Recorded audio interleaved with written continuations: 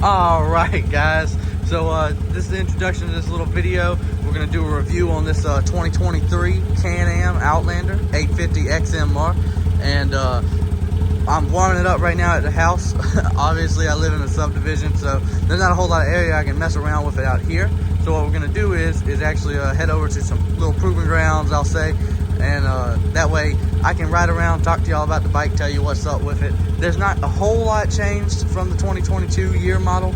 Most of it is the same, but there's two key little features that I'm gonna point out about the bike. But other than that, it's just gonna be an overall review of the bike and kind of my perspective coming from a Honda, because I came from the Honda scene into the Can Am scene, and so far I'm gonna go ahead and let it know I'm loving it. But I'm gonna tell y'all why, tell y'all the pros and cons and everything, and we're gonna get into that. So let me load this up in the trailer, and y'all see me out in the field next. So all right, here it is, the Can Am Outlander 850 XMR 2023. All right, so let's go ahead and get to talking about it. Now, I know y'all probably already seen the 2022s. You know, it's the same color, but I'm happy with that because I absolutely love this desert tan. It is rocking the standard Can Am cryptid 30-inch tires, but they actually measure around 28, somewhere in that area. That's okay. But no, so right off the rip, one of the major changes of the 2023 is the headlights. You know, a lot of people don't really like them. A lot of people like them. I'm gonna tell you right from the get-go, I absolutely love these headlights. First of all, they're LEDs straight from the factory, so they're super bright. It's almost like you got a big old light bar on the front of your four-wheeler right from the factory floor. So I think that was the right move. They did not change the tail lights, so I wonder if the tail lights from RJWC are interchangeable with this model. They may be. I might have to try that out. But no, so the 2023 model is also going to be coming with intelligent engine braking. So you'll have 3 different modes, kind of like your power steering has 3 different modes. You'll have 3 different modes where you can vary how much the engine actually brakes. Well, this model does not come with that, just because it is the earlier 2023 model, and they've had problem with supply issues and things like that. So we're going to get past that. But no, basically this is a 2022 model with some updated headlights. But that's not to say that it's not a new experience for me, and especially if you're looking to get into a four-wheeler like this, I definitely tell you, if you're already, the 2023s are out, so if you're looking for them, the headlights are amazing, you might as well go with it. But what we're gonna do is hop on the bike, go test it out through, we got some woods over here, you know, we got a pond or two over there, so we're gonna test it out, give it a good old ride, and it's gonna be my kind of first impressions on the actual bike. And also just on a Can Am in general, because I'm kind of used more to the Honda scene. So this is going to be brand new for me, and I hope you guys enjoy. Alright guys, so we're not going to start it off in the mud hole, but we got a mud hole if we want to go for it. It looks pretty nasty, to be honest, but we may give it a shot, we may not, we'll see. But one thing I absolutely love about this bike going from the Honda is if I want my girlfriend, or like maybe even a family member that maybe hasn't ridden too much, if I want them to be able to ride the bike, it has this thing called Eco Mode. It also has Normal Mode and Sport Mode, all changeable from right here, this ITC mode right here. And you can swap between it. Eco Mode, this is crazy, okay? So you hit this full throttle in Eco Mode, the bike barely even moves forward. So it's kind of like a learning tool for people who are new to riding, who want to hop on the bike, you know, but they want a bike they can grow onto, but also at the same time they don't want to mess up the first go around and have their bike flip over backwards on them because they don't know throttle control, okay? And this can happen with this bike. This is a crazy powerful bike, comes with 78 horsepower from the factory. Also has Normal Mode, which you'll see nothing is up here on the screen. And Normal Mode's still peppy now, okay? It's still got some pep, but where the real fun comes in is when you go ahead and click it into Sport Mode, and you get a nice satisfying beep when you hit it in the Sport Mode too. I don't know if y'all can hear that or not, but you know you're ready to rock. And it's ready to rip, and it has no problem ripping either. So we're just gonna ride around a little bit now. Coming off of a Honda, you know, I had a Rancher 420, and that was an amazing bike, but I just wanted a little more power. You know, I was looking for something new, And I did see the Rubicon 520s, but at the end of the day, a Honda's a Honda, and I was looking for something a little different. But no, I absolutely love this bike. This is probably the best bike I've ever ridden, and coming off the Honda, especially as far as suspension wise, you know, with that Rancher 420, it was solid axle. So that's like comparing apples to oranges with this IRS suspension in the back. But my buddy does have a Rubicon, and that thing rides really good. It's just you cannot beat these Fox shocks that this bike comes on. Compared to Honda's regular shocks, you just can't beat that, you know. And this is an expensive bike, but at the same time, you have to give it to the Rubicon that it's also an expensive bike. And for not too much more, you can get a lot more, you know. For example, we have from the factory these tires, obviously, like I talked about, you know, so you're ready to rip into some mud just from the tires. You have a radiator relocation kit. I'm sure y'all have seen that on all the Outlanders XMRs, but that thing's amazing right there, because now your radiator's out the mud. It's not going to get clogged up, especially with this bike, because they do get hot. And also, your bike is pretty much snorkeled right up here to the pod length.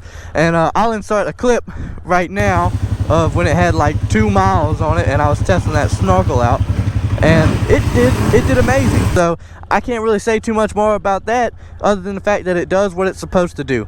And we also got this winch right here, which I haven't got a chance to try out the winch, but that should just say something in its own self. So talking about some other things about this bike is the power steering modes. So you got a DPS right here, that's your power steering, and right now it's on minimum. And I'm gonna be honest with you, minimum does it for me. You know, I'm coming off a bike that had no power steering. It had big mud tires on it, so minimum, it feels already too strong. So I like to keep it on minimum, but you know, you got minimum, you got medium, and then you got a max. And you know, I mean, if you want more, you got it. And the four-wheel drive, it has been so seamless, the actuation of four-wheel drive. So to actuate it into four-wheel drive, click it forward once, you'll see the wheels pop up. I like to kind of blip it, make sure it's in there. And to get front-wheel drive diff lock, which this bike does have, click it there, and once again you get a nice satisfying beat.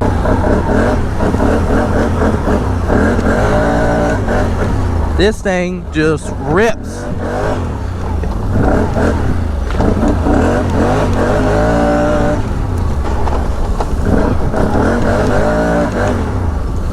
That's a spider. That's a big old spider.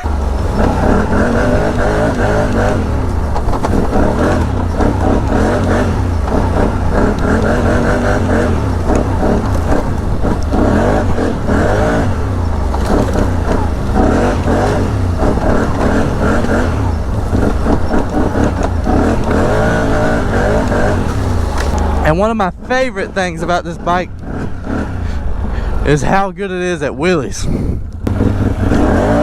Oh, it blew the tires off. Let me.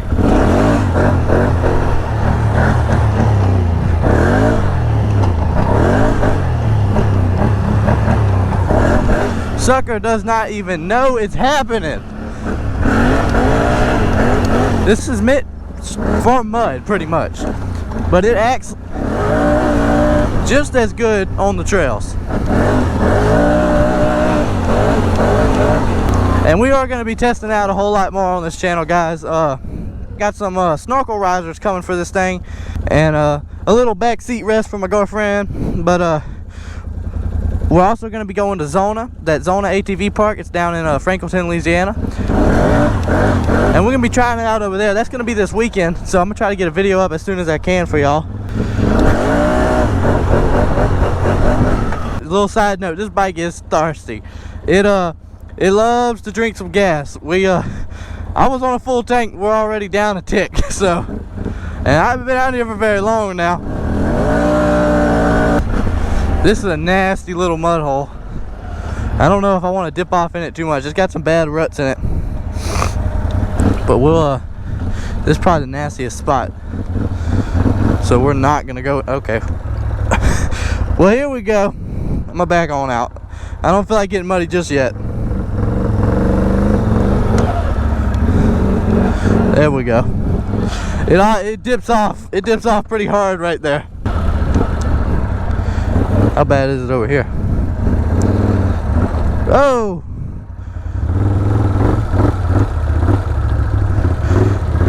This thing was clean. As long as it don't go over the floor wells, I'll be a happy man. All right. So a lot of people might wonder why I didn't just get a Renegade, and it's because I don't want to get covered in mud. All right, I like mud riding, but I'm not about to get covered in mud just to do it. And even with these fenders, this thing still slings a lot of mud. So without fenders and stuff like that, no, I'm good, man. I'm good on that. Plus, the Renegades are a little more expensive, and to be quite honest with you, I just don't really see why. I think the Outlander is kind of your best bang for your buck. And then it was the choice between the 850 or the 1000, but the 1000's got like 10 more horsepower on paper, and you know, it's just, this is plenty of power for me. I mean, there's no other way to say it. This bike is already too fast for its own good, so I'm good on the 1000. We're gonna have videos at Zona and maybe even Tower Tracks. Tower Tracks is closer to me, but I love Zona, and especially coming from the Honda scene, I love water riding. And you know, a lot of people say that Can-Ams aren't really made for that, but I am gonna put it to the test. So if y'all want to see, dang, that thing just blows the tires off. If y'all want to see some really deep water riding coming up on a 850 XMR just to see if it can do it, then for sure subscribe, like, because it's gonna happen. There we go. There it is. Looking up at the sky, boys. Yeah, this is why I wanted this bike right here. So I can pop wheelies, mud ride, riding the trails. It does it all. It does it all. But no, I want to do a whole bunch of videos with this bike, so I'm really interested to see what y'all want to see. You know, do you want to see it compared to my cousin's got a 2022 Rubicon 520 IRS power steering, manual foot shift. Would y'all like to see a comparison between the two? I know it's kind of got it in power and stuff like that, but you know, we can also talk about reliability. Honda definitely takes the cake with reliability, but that was something I was willing to sacrifice for power. But if y'all want to see a review video, or not so much a review video, but a comparison video between the two, then let me know in the comments. So I don't want to stray too far from the review aspect of the video. I know there's a lot of riding in this video, but the truth is this bike is a whole lot similar to the 2022 bike. At the end of the day, the only thing they really changed on this model in particular is the headlights. Do I think it was the best improvement they could have made? Yes. I have to say, I don't think there's a whole lot they could change on these bikes that can make them any better. The only thing, like, if we were going to sit down and do a pros and cons list, that I'd say, coming from a Honda, these bikes are heavy, okay? This bike is really heavy. It is harder to control in a mud hole or in a like water situation, especially if it flips over on you. So if you're a smaller person and you don't think you could really hold up a big heavy bike, this isn't the bike for you. So just to do a little walk around of the bike itself, like I was saying, we do have these 30-inch tires and they look super good, but we also have Fox shocks up in there, which I absolutely love. These things ride so good. And coming from a Honda, especially the Honda IRS, the IRS on these bikes is a lot different. They're trailing arm set up, and it really helps to have a whole lot of clearance, as well as you got the Fox shocks in the back too. The only thing I don't really like is that that's not an actual tail light, that's a reflector, and so that's a little weird. I think the RWC1 comes with an actual tail light that goes there, so that'd be cool to put on. And you know, it's got a nice big storage area. The fenders are really nice. I love these fender flares, they look good. And also, if they get bashed up, you can replace these instead of having to replace your whole plastics. The winch, I haven't got to try it out, so I can't say too much on the winch just yet, but this bike just looks so good, especially with the headlights. In my opinion, the headlights really made this bike pop. You got some nice brakes. You know, the front brakes are super good. The back brakes are a little too good. They lock up super fast.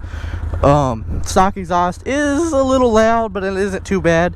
You got a front and rear sway bar, and you can feel it. Them things are putting themselves to work. So last things last, I think we're gonna go hit that mud hole one time just for the sake of it. It gets nasty up there. We're not gonna punch it unless we have to. I got a feeling. Oh, it's so sloppy. Dang. That's another thing also. These floorboards cake up so bad. There we go. That's pretty bad. Oh man. This is a nasty hole. Oh, let me hop off. I wanna see what it looks like. That baby's in there. How soft is that? Oh yeah, that's good. That's a golden. We're making it. Sweet. All right. Oh yeah, she's backing up. She's backing up. All right.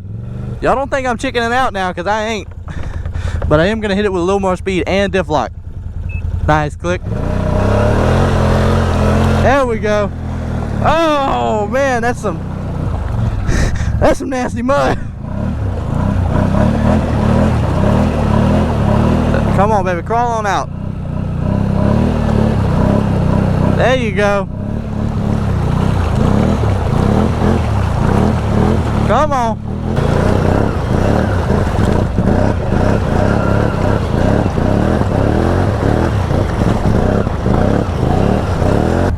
I ain't gonna use the winch. No winching.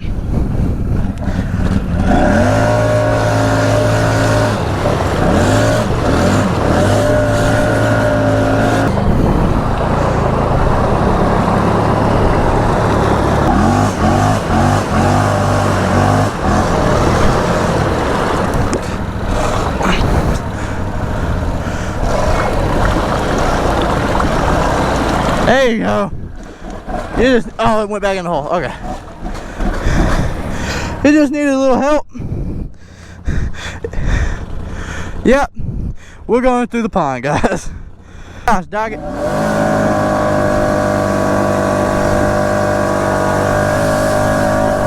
Sucker meant it too. Alright. Floorboards are caked. Boots are caked. Full wheel is still the same color because it's mud. And the exhaust is plugged with mud. So that's another thing right there. Seems like every time I take that thing to a mud hole, sucker clogs that exhaust up. So I like to take me a good old stick, make sure it's starty. And what the heck is that? Oh, that's some nasty stuff. You just want to kind of,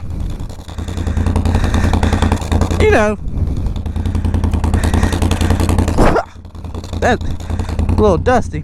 We're gonna go clean off in the pond and pray this thing doesn't just sink.